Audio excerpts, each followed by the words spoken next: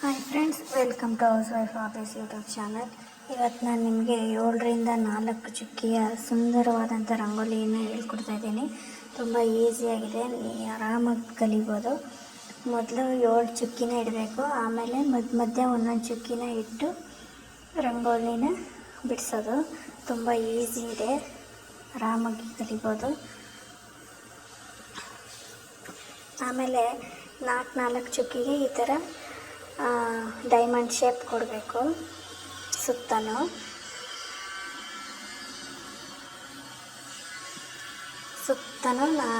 Diamond shape ಕೊಟ್ಕೊಂಡು ಬರಬೇಕು.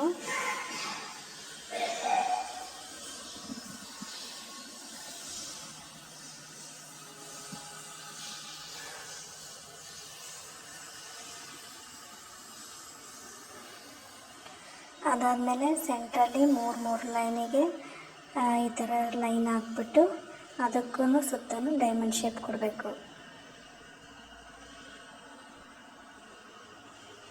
ಸುತ್ತಲೂ ಡೈಮಂಡ್ ಶೇಪ್ ಕೊಡಬೇಕು.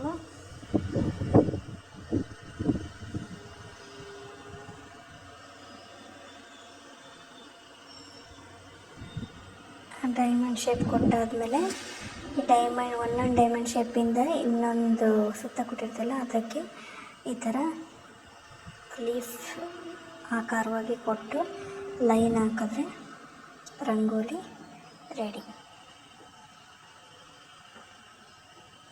ನಿಮಗೇನಾದರೂ ಈ ವಿಡಿಯೋ ಇಷ್ಟ ಆದರೆ ಲೈಕ್ ಮಾಡಿ, ಶೇರ್ ಮಾಡಿ, ಸಬ್ಸ್ಕ್ರೈಬ್ ಮಾಡಿ. Thank you.